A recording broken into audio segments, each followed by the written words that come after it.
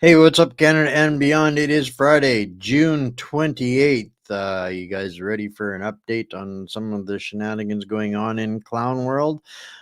As always, our illustrious in-house financial, uh, uh, what do they call it? Those whisperers. He's our financial whisperer. Bryce will be with us in here just in a minute. We had to share him last week, but we'll get him caught up or get everybody caught up on what he's whispering out of the insanity that is clown world. But first and foremost, guys, a little bit of housekeeping. It's become incredibly necessary. We need to get people to regroup and get prepared on some alternative platforms as we start to experience more of the crunch of Bill C11, Bill C18, as they're queuing us up for Bill C68, which is probably going to see me with my own private gulag cell.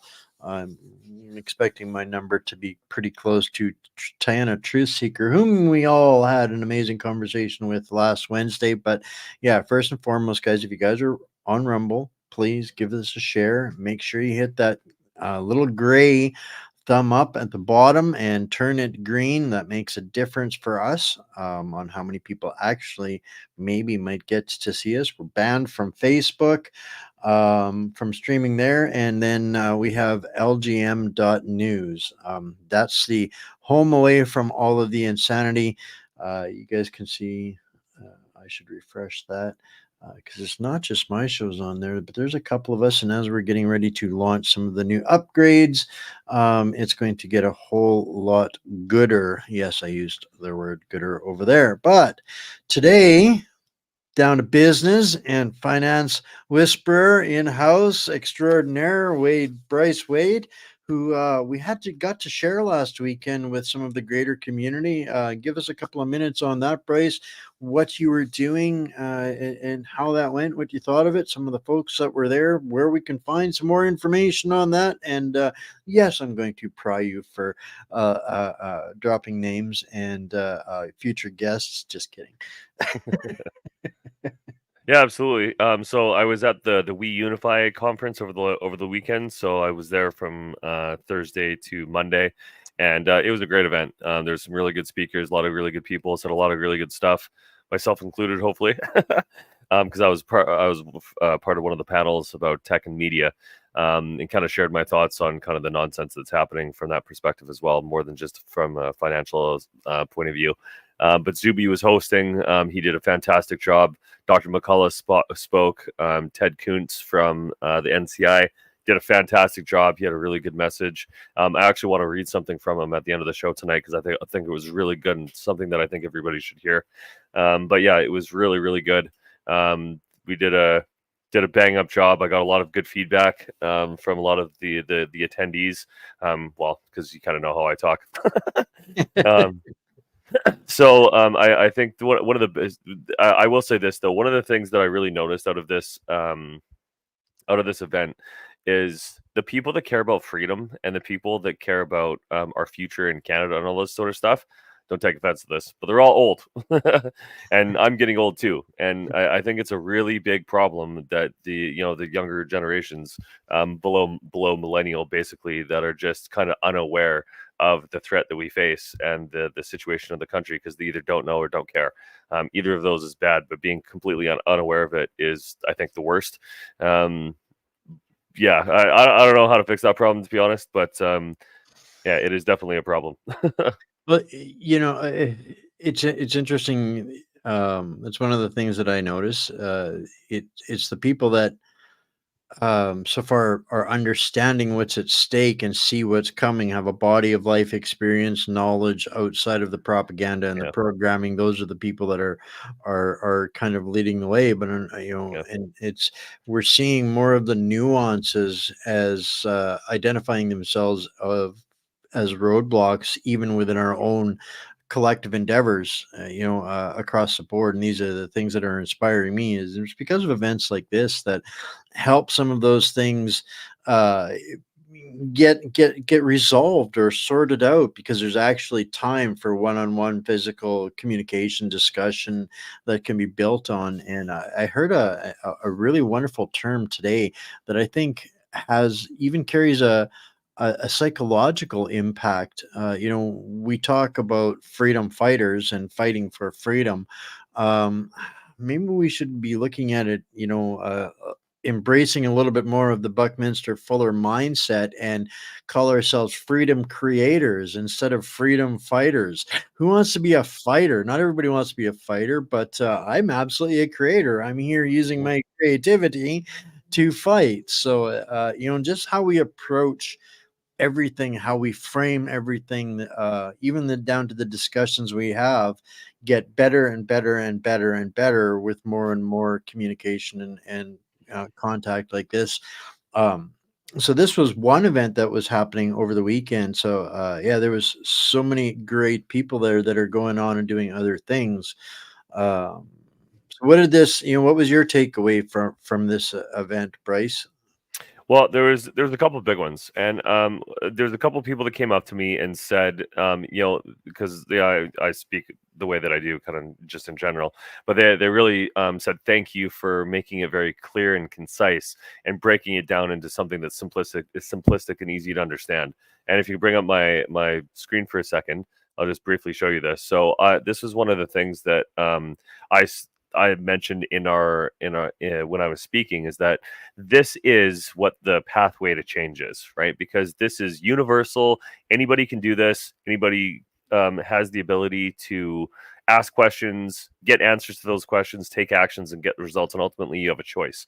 And so, to reframe, fighting for freedom, you really have to take action to support and protect freedom, right? And the way that you do that is to not be a slave, to make an intentional decision to say, no, I'm not going to be a slave, and I'm not going to accept slavery for myself, my family, or my community, and then take the prerequisite or required actions to protect that.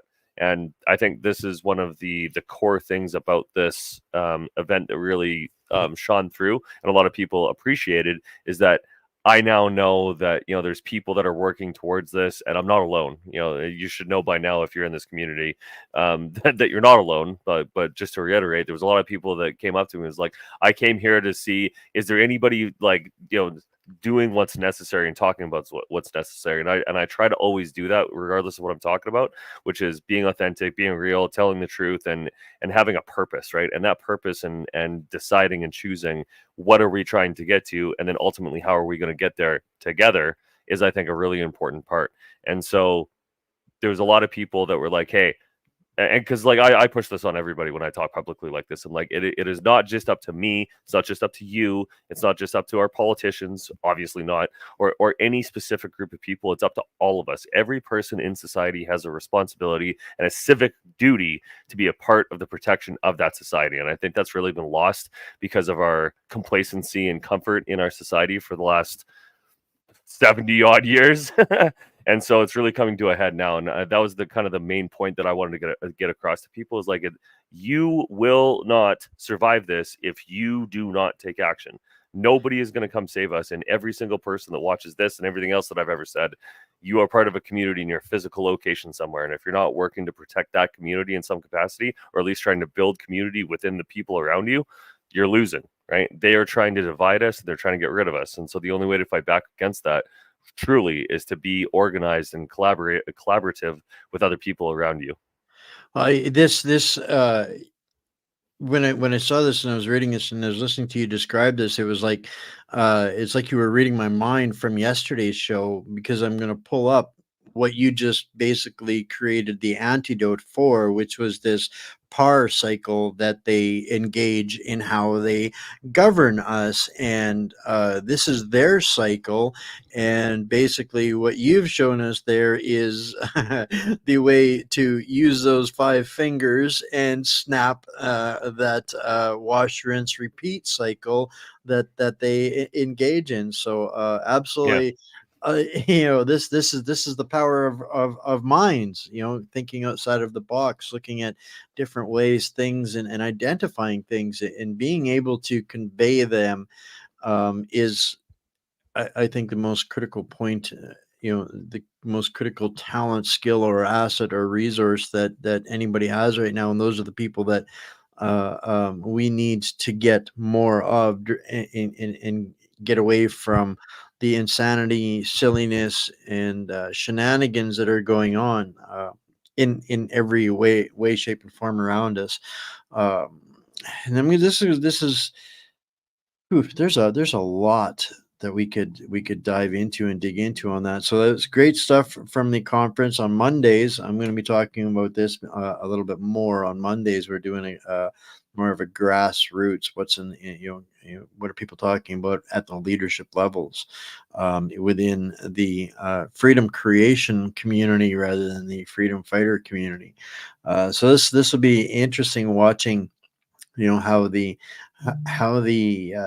communities digest, process, and use some of these things that are coming to light in spite of and this is where we're gonna enter the twilight zone. So in spite of the world's greatest shenanigans, one of them taking place last night with this performance called a debate between uh, Joe Biden and I, I heard somebody describe it as Cheeto versus Potato Head.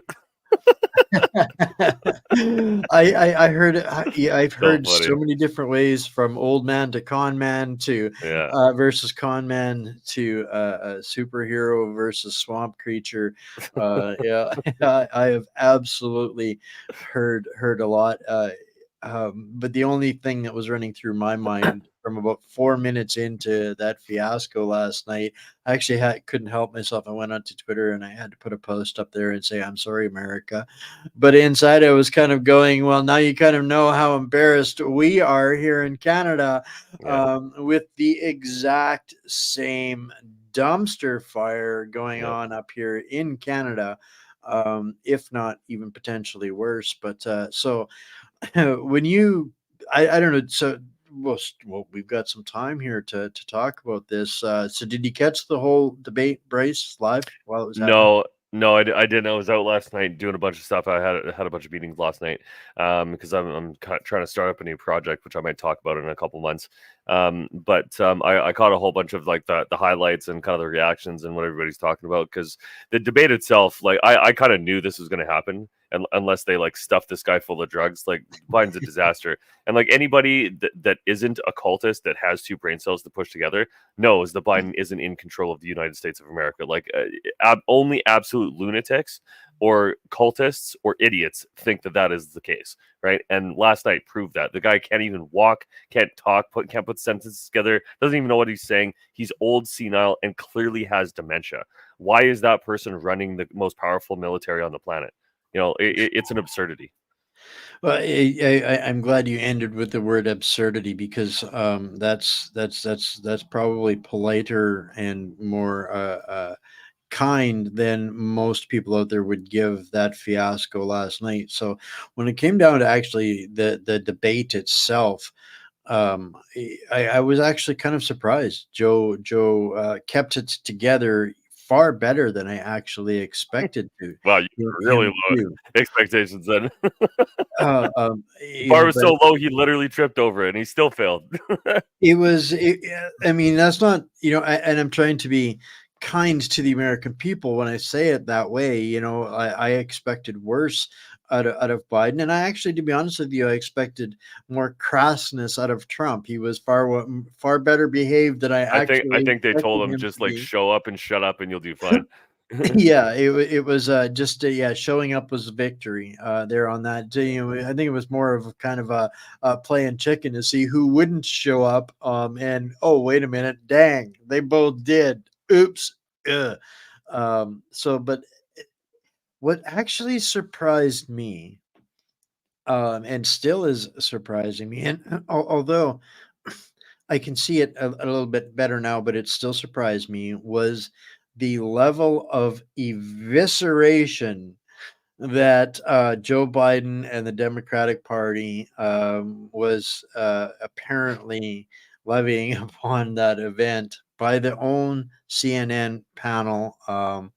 It was the most savage discussion I think I've ever beyond anything I expected, possible even from mercenary media. They were, you know, and it's interesting. They not to give them any more credibility. Nobody came on and actually gave a source.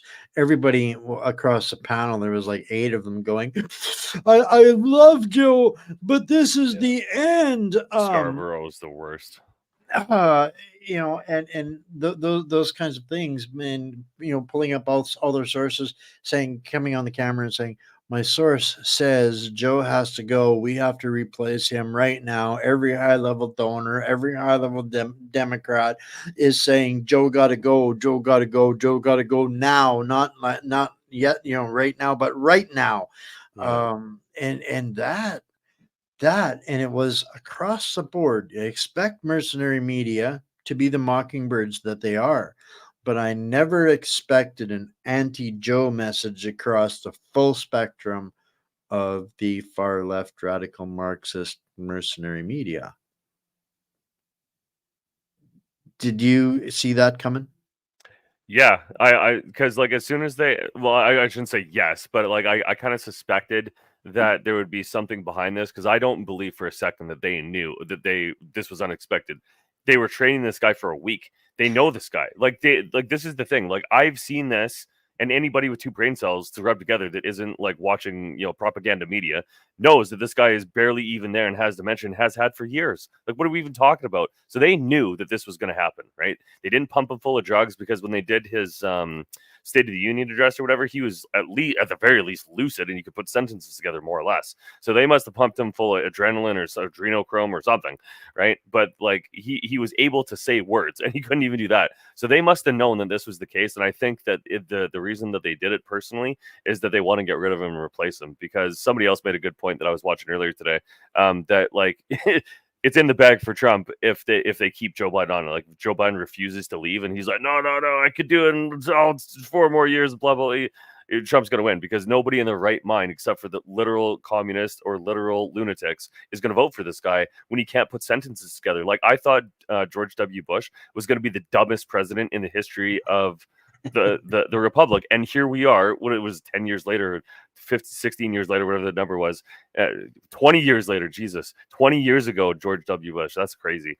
And we have another candidate from the opposite party that's even dumber and even less coherent than George W. Bush, right? And that to me is mind-boggling, that these people that run the world are going to pick these absolute moron meat puppets to be like this. This is an insult to the intelligence of anybody with intelligence that watches politics, right? And this is kind of why I get so offended with Canadian politics, is because they just lie. Every single thing Chrystia Freeland says, and every single thing that Stephen Guilbeault says, and single thing that Justin Trudeau says is either a lie, moronic, untrue, inaccurate, or ridiculous. It's an insult to my intelligence for these people to be lying to me on the daily and say that you should vote for me and it's all good, like literally lying to our face.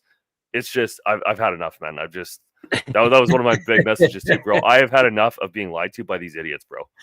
And that's the source, the true source of my empathy or sympathy for the American people yesterday was Yeah, feel bad. understanding that by the second, every last shred of dignity is oozing out of your Oval Office. Yeah, There is almost no dignity left to be found, and the fact that he is still there and still has Miss Wobbly Pop, mop head, press secretary, say still. that again. Wobbly mop head.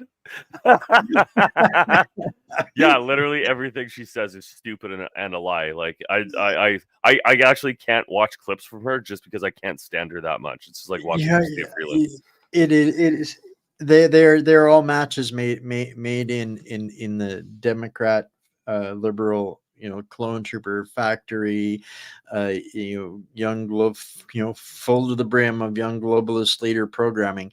But there's a couple of comments here on the side there that I want to want to throw in there, and that's an unfortunate thing. You got a bad choice or a catastrophic choice at this Yeah. point. So it's not really looking good for America right now, which is unfortunately kind of the same boat we've been up here for 10 years Oh in no. stasis, right? And so we're gonna pop off a couple more comments here. Enter Hillary or Michelle O. I bet you Hillary is just like, this is my chance to get back in there and win. Yeah, that's Hillary's dementia coming out on par with Joe's at this point. There is no way in the world that I think the Democrats would push her up to the front. Although Clown world, man. she would love to get into the swamp pit with Donald Trump and fight it out with him, duke it out, and she probably would get out there with her little craggy knuckles and to try to take a stroke at 6'4". 195 Donald. Yeah, well, she'd probably be like, all right, send in the boys, with Yeah, you it's know. time for another Arkansas. I heard you got stuff on me about putting me in jail, eh? Yeah.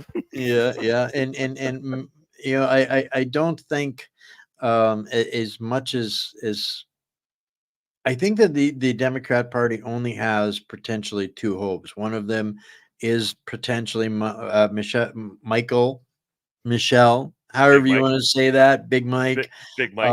or Gavin Newsom. I think that the Just reason they've both held insane. off this long is because they themselves know that they have absolutely nothing. And when they look into their tickle trunk and that's all they've got is Hillary, Big Mike, or slimy car salesman Gavin Newsom, Yeah. they're going, oh Yeah. shit. So do you remember when Ohio, the Ohio train derailment happened, right? Yep. So they brought in Pete Buttigieg, which is like Mayor this Pete. smarmy nonsense guy that they brought in, just give this guy a position. He couldn't even handle that. Just show up and not say dumb shit, and he couldn't even handle that. And so I think they were grooming him to be, a replacement at some point, but he blew that so badly that they couldn't use him. And like they were throwing all these names at like Jamie Raskin. Jamie Raskin's an idiot. Like all these people that they have, they're like, oh, maybe like what the hell's that girl's name? What's her face? Plaskett. Like these people, like none of these people have any sort of semblance of charisma, likability, populism, and one of the reasons for that is they all believe this insane far left, progressive, communist, Marxist nonsense, right? And they're like, when I was watching Piers Morgan because he was doing a post-mortem on it, I was watching that earlier today. And there's this guy, Vinny, from the Valuetainment. He actually made a really good point, which I fully agree with, we have the same problem here, is it doesn't really matter at this point in our country or theirs who you have in that place.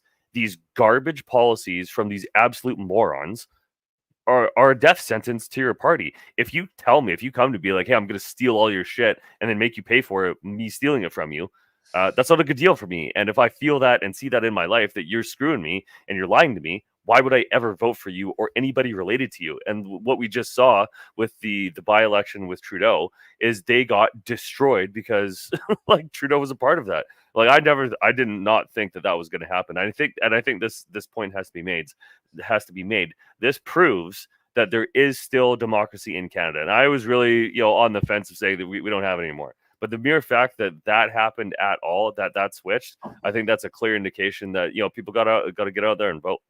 Well, I would agree that the illusion of democracy still exists, but given the low threshold that it takes to keep that charade alive, Yeah. I don't have any hope in it actually amounting to anything.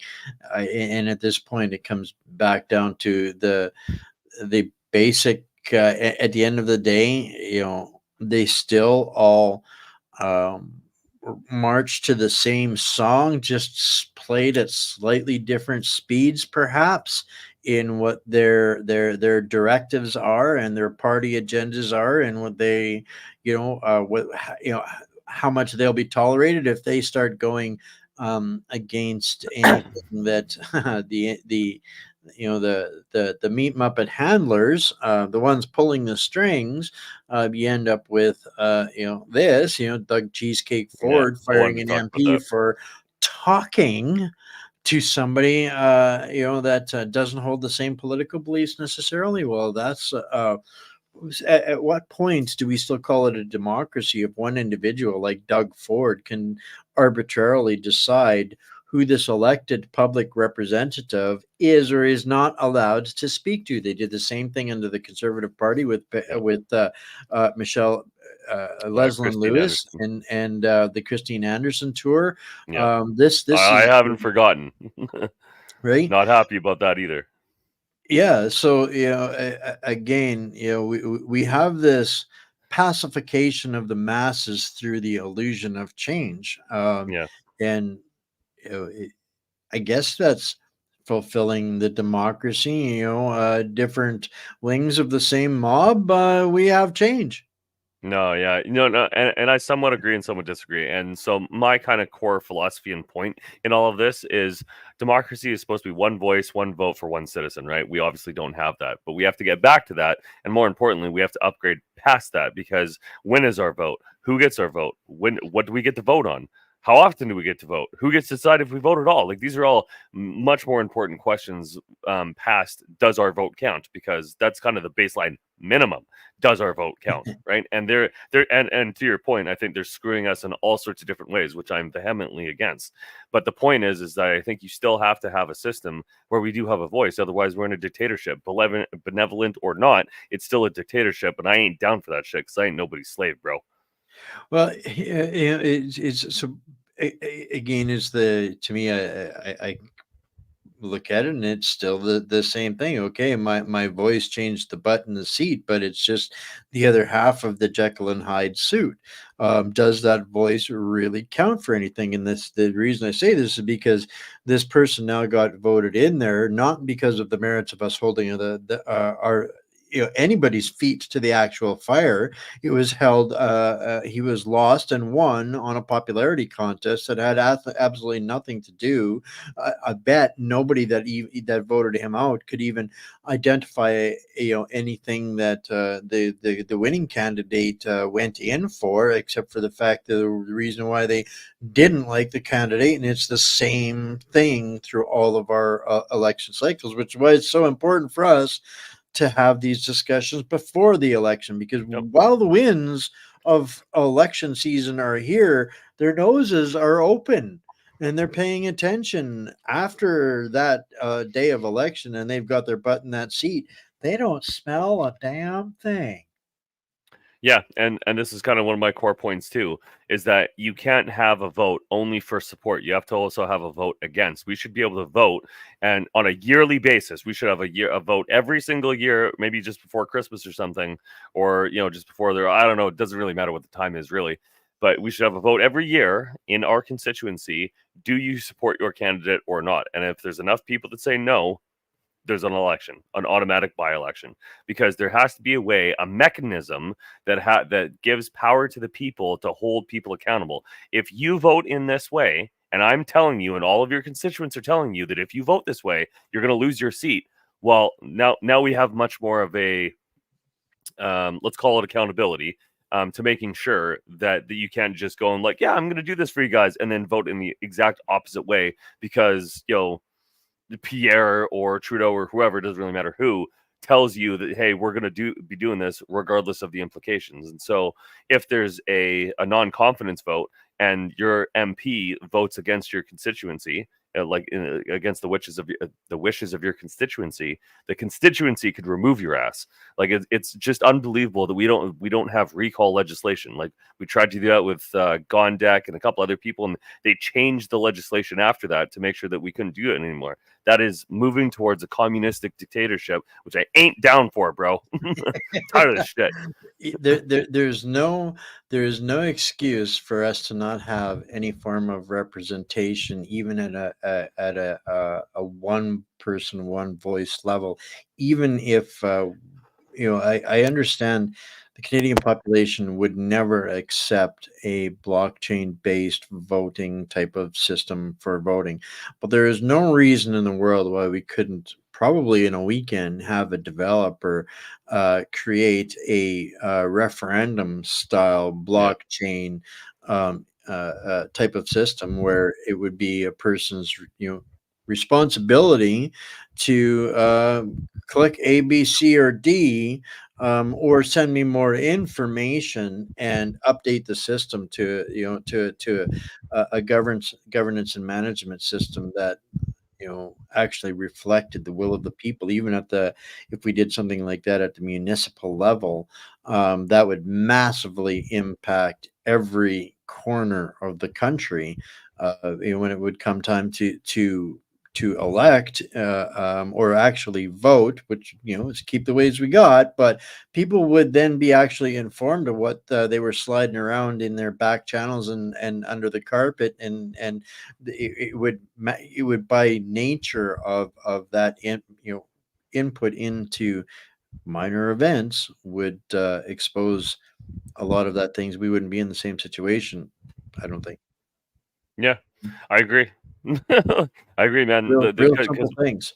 Well, It comes back to that ox cart, or, the boss of the company's come to, runs the company from his ox cart, but he's building Bugattis. yeah, 100%, man.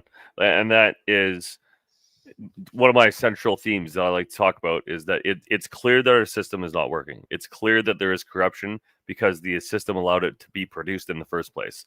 That means that the people that were guilty of that corruption need to be charged, fined, arrested, dealt with extreme prejudice, because I'm tired of not having people break the law and not get punishment for it, especially when it's stealing our public funds and destroying our country as a side effect of that. Second, the ability for them to do that in the way that they did it needs to be closed, and the process from which they did that needs to be fixed so they can't do it anymore. And third, the process of us, the people, having a more, I don't want to say authority, but definitely more power in removing people that are problematic, has to be there. Like cancel culture from the left is like, oh yeah, you're freedom of speech, but not freedom of consequences. Yet they get freedom of consequences on the daily while they cancel other people for speaking. Like C63, and I think it was C63 that you meant in the opening, is basically a criminalization of free speech. If you Yes, say you might something on, think about doing this, so therefore we're going to lock you up in your house and take away your internet privileges to make sure you might not think yeah, about saying something. That is literally Bill C63, which yeah, is literally the final nail of the four corners of the burying, the absolute burying, North Korea style, Pol Pot style burying of independent voices. And there's no just saying, okay, I'll be good and go along with them at that point. No, no, no, no. Anything that you have ever said, you will pay the price for. That's what Bill C63 is. The other three was bill that the other three nails were C11, C18, and what is C59? Is the one that basically does the same thing against the corporations, which is what these nonprofits and NGOs, like Diligent, we talked about a couple of times this week, are enforcing on the corporate culture. So these cancel culture uh, uh, bills becoming legislation and lawful. They're just the further they get down this pipeline, it's going to be easier for them to get Bill C63 than it was for them to get Bill C11. I know, and this is why there has to be a pushback now. And you asked me earlier about what I got from the event. This is a core one, is that we have grown up our lifetime. We are potentially the last generation, or one of the last few generations, of knowing what freedom is. Right? If all of this stuff passes and all the other stuff I talk about, digital IDs, central bank digital currencies, microchips, 50-minute cities, but all of the additional stuff that was the legislation to silence people, if all that stuff passes, anybody that wakes up into this world will never know what that is. And that's pretty much what China has now. You live in a world where everything that you say, do, and think is under review. And if somebody determines that it is against what they want, you die. It's not like you get a timeout, like you just go to jail. No, you die. Like that's where they want to take this, because they want that power to absolutely control everybody and everything. No, the World Economics talking about like monetizing air. Like these people are insane, and they're not going to stop unless they're stopped. And so to get to that point, you literally have to speak up or do something. You know, there's only two options. You either take action or you speak up, and hopefully collectively that there's enough people to speak up that can do something about it. But I'm telling you now, bro, if we don't, if we like the collective we, like our generation, the people that are alive in Canada right now and still care about freedom, if you care about freedom, you have to be a part of this, because if you're not, you're going to lose it. If you're not a freedom creator, you're going to be a freedom loser. Exactly. Um, 100%. and so, all right, we've spent 37 minutes identifying some of the primary clowns in clown world and talking about the dumpster fires and the parallels between them. Let's kind of shift it to what that looks like from the other side of that coin. When people are looking at the financial sector, we're seeing more nations developing relationships with the BRICS, and this turning of the backs on our Western societies while they continue to hammer down on the war model, which I would expect is now in jeopardy. The permanent military industrial complex economy in the United States versus Russia and the Cold War thinking, after the last week for the Democrats and the liberals alike. What is the pulse starting to feel like from the financial sector right now, and what do you expect to see coming over the next week? Is the fallout, after effects, not knock on effects, repercussions, collateral damage, all of those things. They're going to be Of slightly the different. debate, But or just in general that's happening right now? since the debate and the Liberal Party's dumpster fire here in Canada, that has got to really have rattled the financial sector. Yeah, 100%. And I can't believe I'm saying this, but I actually agree with Kevin O'Leary, because he did an interview the other day that I actually agree with. Because he called out Chrystia Freeland for being an idiot, which she is. Like, she's the worst financial minister we've ever had. And the fallout from this is the business community. I don't know so much about the U.S. because I think there's a lot of big money that's still moving around, sloshing around all over the place doing stuff. But I heard from multiple people, but there's a lot of shorting happening on the Canadian dollar and the U.S. dollar. Because they recognize, the business community recognizes, at least the upper level does, that there's major problems that are structural, and if we don't turn this around on a dime, we're going to get screwed really bad. Like we've benefited. Canada has benefited from having a somewhat competent management of our finances for the last 70 odd years. Not the greatest, and there's definitely been problems in there, so I'm not giving us an A+, but better than other countries by a country mile, right? Mm-hmm. And the US has been benefiting and we have benefited from this, is that they were the world reserve currency because of the petrodollar. Well, the petrodollar ended on June 9th, right? And so there's going to be significant fallout from that.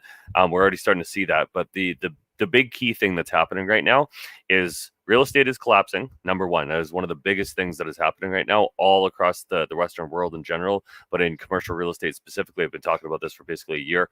That is coming to fruition right now. And the other important factor that's happening at the same time is that people are out of money and they can't afford their ridiculous payments, because when they refinance, when they had, in 2020 to 2022, basically 0% interest rates, because it was like 0.25%, 0.5% roughly, right? If you refinance, if you didn't refinance at that time, you're coming up to your refinancing stage. So in the next year to 2 years, all of the people, and there's, I think, 50% of Canadians have to refinance next year. So if those interest rates are really high, they might be refinancing it somewhere in the neighborhood of like 4 to 10 times what they were paying before, because they were basically paying historically low interest rates.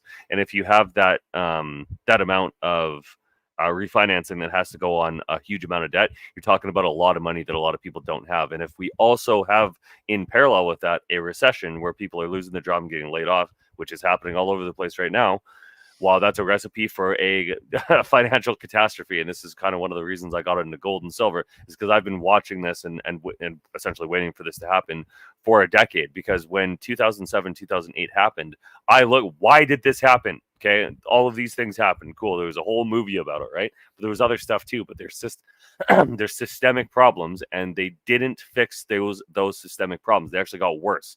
So in my mind, it was guaranteed that, well, we're obviously going to have another one of these at some point, and that's coming pretty soon. So I would give it no longer than next year. I don't know if they're going to do it before or after the election. I imagine they want to keep it after the election. So screw Trump if he gets in, and try to keep Biden in office, or whatever Democrat lunatic they try to replace him with before the election. So they probably don't want it to happen before the election. But ultimately, they might not be able to control that, And if things get out of control and the U.S. economy does collapse, like China is collapsing right now, and that's something that's not really talked about right now. That China, a big player in the world economy and one of the main drivers for demand, is collapsed, not collapsing, like it's in the process of collapsing, right? So that demand there is now not going to be there, and that was one of the things that really brought us through the 2007, 2008 fairly unscathed comparatively. There were still options. I got fired from my job and laid off when I was what I was doing at that time, right?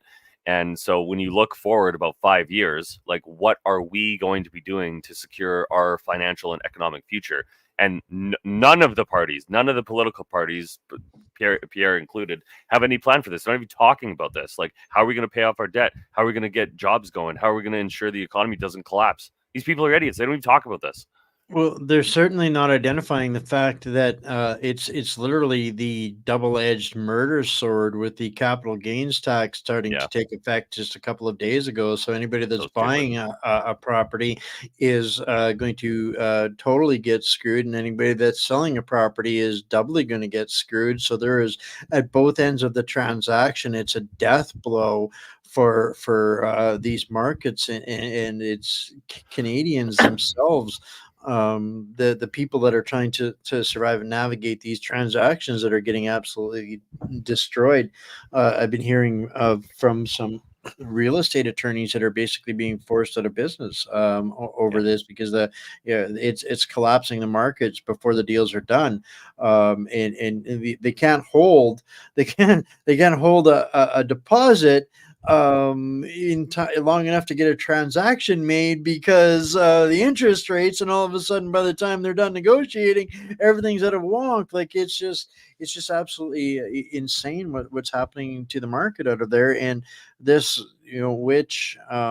this sliver gathering wooden broom tester political imposter is trying to convince Canadians that our national credit rating and our economy, as if that matters. So stupid. Well, this comment says it all, as if that matters. A company my husband just worked for went from 500 employees to none, done just gone, and they work the oil patch. And now they're closing the Fort Nelson gas plant. This is the reality of it, and this is a war. This is a war on our country and our currency and our people, and the people that are perpetrating on us are the retards running the show. Yeah, and it's Canadians that are paying the price while they're continuing to take from at every capacity, extract every last dime out of the economy, and give it away to their promised pets that they're bribing to come here and live on subsidies. And this is why this is my ultimate point. So everybody that's watching this right now, ask yourself, what are we going to do about this? That is the question. That is the only question that matters. If you have a family, you have bills to pay, you have goals in your life, you want to accomplish things, you want to go places, how are we going to live a life of thriving and what's the word, productivity, when all of our resources are being stolen from us, right? It's ridiculous, right? And the only way, and it's not the only way, but one of the first steps to fixing this is we have to get rid of these idiots destroying it, right? That has to happen this year. I cannot see a world where we have to wait a full another year for an election to get rid of these absolute morons, right? And one of the keys to doing that, because one of the ways that this could happen, and because I was talking to a bunch of different people about this, one of the ways that this could happen is all of the premiers, all of the provinces could demand essentially an election. They could come together. I can't remember the name of it offhand. I think it's constitutional something or other. I can't remember the name of it. If you could remind me, I can't remember. But this is possible, is that they could be like, listen, Nobody's happy. All of our people that we represent are telling us, you got to get the hell out. That is a possible way. And so this is why I'm going to be voting for John Russad, even though I don't agree with everything. But like, I'm a strategic voter. I really don't care about everything a candidate has to say. I want the core policies and the way forward, because I'm a much more longer term thinker than most people. But one of the core things that we're talking about here is the saving of our country from the idiots trying to destroy it. That's a war. Right. And if there's another side, well, you gotta pick a side. If somebody's coming up to you, be like, I'm gonna steal all your shit and kill your family. Well, I'm on the other guy's side. If whatever side you're on, I'm on the other side, bro. Well, it's these the warfare is this is why I keep coming back to it. We have to pull an Iceland. Short of a revolution, a They got violent screwed, though. revolution and civil war, what Iceland did is the only way out of this. And this is why they don't want some of these discussions. But I can promise you that there are things like legitimate constitutional conventions starting to happen across this country. And as this dumpster fire carries on with the denial of the nature of the gravity of the actual situation, it's very people are going to be blindsided, and they're going to miss out on the greatest opportunity in the history of our nation. If we pulled an Iceland and forced our actual rights to become a sovereign individuals and a sovereign nation instead of this de facto pirate mob control, pretending that we have democracy, the biggest, and it all boils down to jurisdiction and understanding, but that is literally the only get out of jail free button, the easy button under the term odious debt, because we have crossed the event horizon when it comes to our national debt. Yeah. Tell the folks out there what that means, Bryce, because that's going to make the point of odious. I'll explain odious debt 1st, and then you explain why that's the answer. Because odious debt is the debt of the criminal, just like the profit of the criminal gets taken away from the criminal, and the profits are used to cover the debts of the criminal. Yeah. So all of the debts created by the criminals in Canada could have their ill-gotten gains stripped from them and be used to cover said debts, and they would be held accountable in that fashion, rather than the trillions of dollars of debt that they're walking away with their pensions for. That's what we get if we were to actually seat a legitimate sovereign de jure government in Canada, and that would get us out of the event horizon. Yeah. And so there's a theoretical threshold of about 130% of debt to GDP ratio that essentially means you're insolvent. So let's say that you're making $100,000 a year. If you have basically $130,000 in debt, you can't pay that eventually, even though like with these smaller numbers, it's not as bad because the interest rate that you're paying isn't as bad. So when you work with larger numbers, and so a simple example is the amount of money that we pay on the debt is now more than what we collect in GST. So all of the GST that we collect every single year in Canada goes to paying just the servicing of the debt. That's not paying down the debt. That's just paying the interest on the debt, right?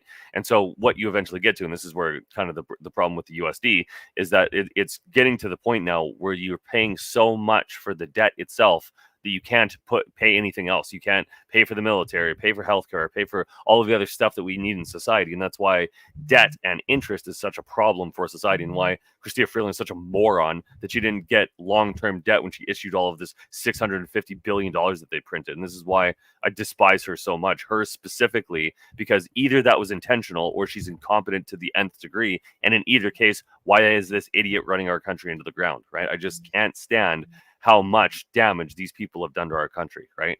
And so what this essentially means that if we don't turn the ship around, and businesses are already leaving, getting shut down, and we're talking about the dissolution of the Western values, really, because what will replace them is a dystopian nightmare that I don't even want to imagine, even though I already have. I don't want to live that world because I am fully cognizant of how terrible and horrific it will be.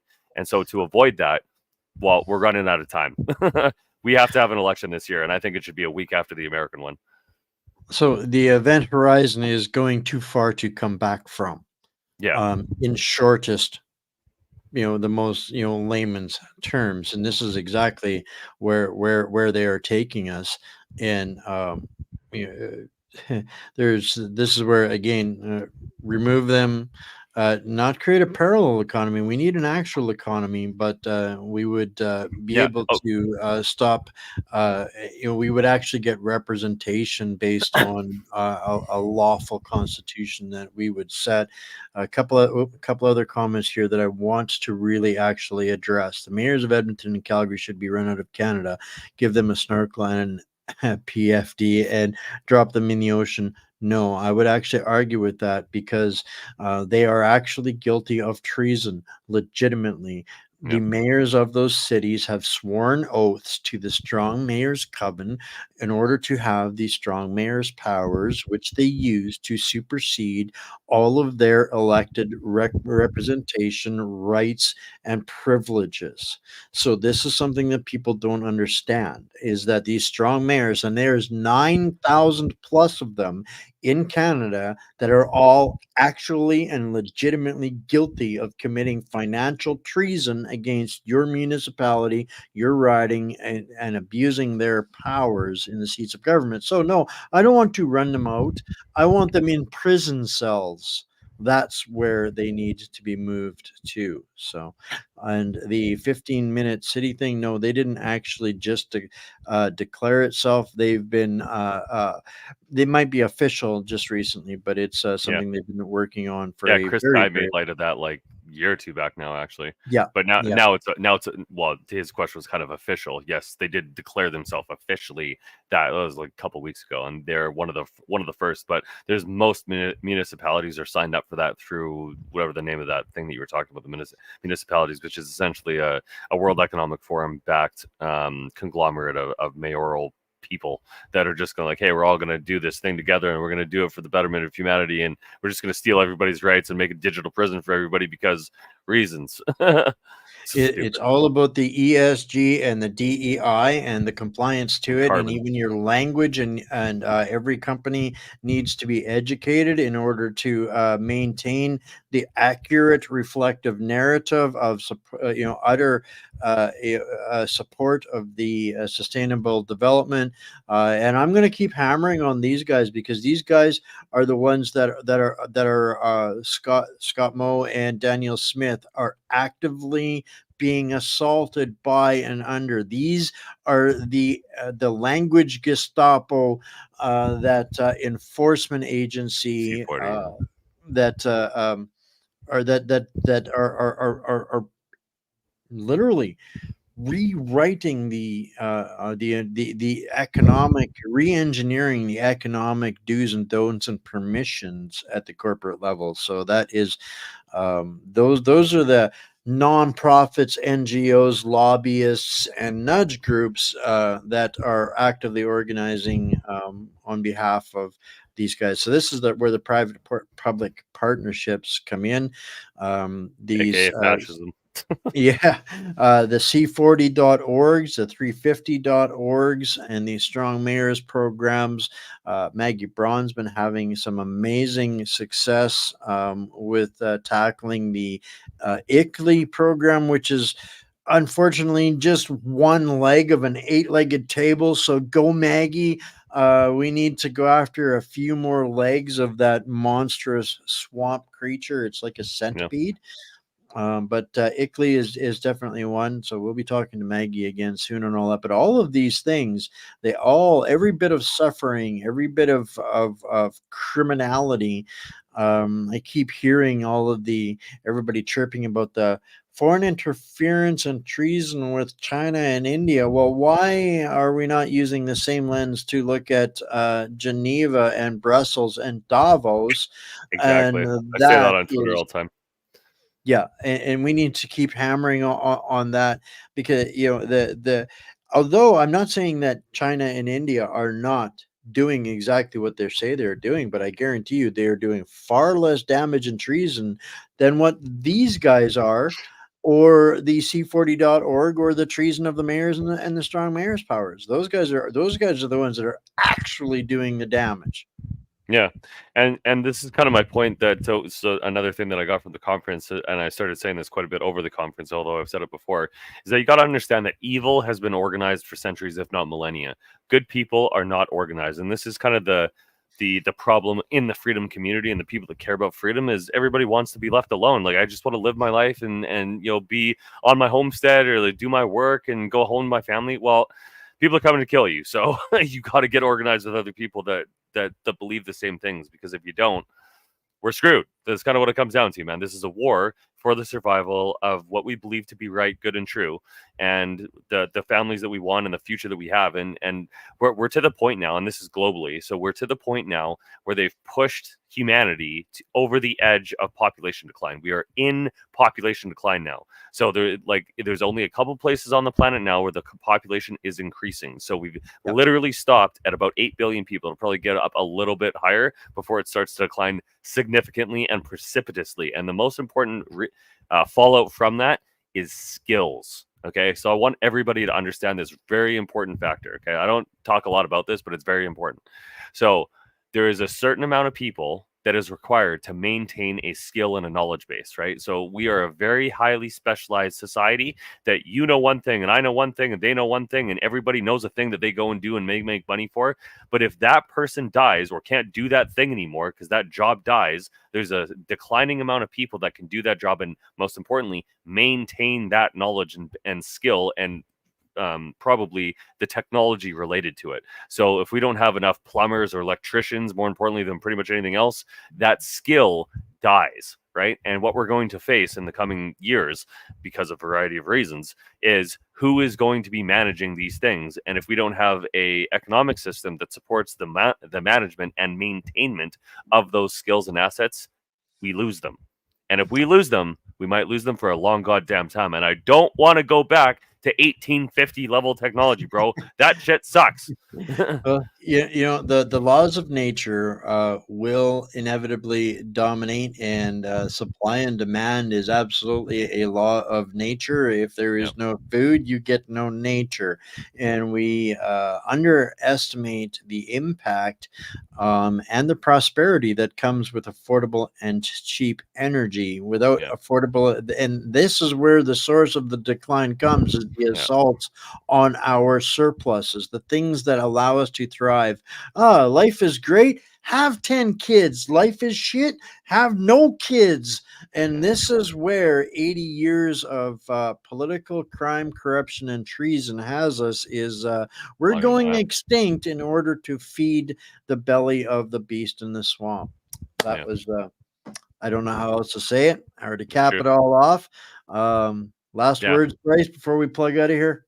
Yeah, so this is the thing that I wanted to end off with, because I think it's really poignant and I think everybody should internalize this. So this is the Freedom Pledge that came from, I think, Ted Kuntz of the NCI, and I saw this and I was like, this is fantastic, and this kind of embodies what I talk about when I'm like, you have to unite around something. You can't just be like, these guys are a bunch of idiots. We have to have something that we have on our side to say, this is where we want to go and this is what I care about. So let me just read this out really quick. So before my creator, my family, and my community, I declare, I will rise up, speak up, and disobey harmful and tyrannical orders, whether they come from a domestic or foreign entity. I will stand in my power and authority and reclaim my innate rights and what has been unlawfully and immorally taken from me, my family, and my community. I will resist any attempt by government or otherwise to divide people in communities from each other or to subjugate any people to discrimination or harassment based on ethnicity, faith, bodily autonomy, or freedom of choice. If the enemies of freedom come to anyone's children, my neighbors, my community, or my nation, I will resist. I will never surrender my rights nor those of my children and my community. Until next time. Thank you, sir. We'll see you next Friday. All right, friends, family, friends, neighbors, patriots, and fellow hostages. That's another brilliant week of amazing truth and bombs and community and knowledge. And it's only getting better. I hope you guys are liking the 5 day a week format. We are moving mountains. And in spite of all of the abuse, I think we're starting to get a few more people watching and seeing our shows. But it's brutal and savage. So thank you for the likes, the subscribes, and the shares. We are absolutely dependent on those. Without people reaching us, nobody would ever offer to buy us a coffee or anything like that we depend on. And it's a great time to do that. So, if you find value in what we're doing, 5 days a week now, and also 5 days a week on Substack. Everything comes out that we talk about the next day on Substack. So we're bringing the receipts, bringing you the news, bringing you the stuff that nobody else either is finding or noticing. But yeah, this is how we stay alive. Keep the what was it, the freedom creation going, and keep it free for everybody else out there. So I love you all. Stay Canadian, stay mighty, and stay fierce, my fellow hostages. We got this. Just maybe not yet today. In times of global instability, soaring inflation and massive debt, gold and silver have proven to be unshakable pillars of wealth. New World Precious Metals, based in Calgary, Canada, is a leading international brokerage. We offer an easy, secure, and cost-effective platform for investing in gold and silver, including our international wholesale program and registered retirement savings accounts. Protect your money outside traditional banking with our physical precious metals, privately vaulted outside the banking system, at secure, insured exchanges worldwide. Gold and silver have been trusted assets for generations, with current projections indicating high returns. And with unprecedented demand from governments, banks, and investors, there are now shortages. Precious metals thrive during inflation, geopolitical instability, and currency devaluation. Sound familiar?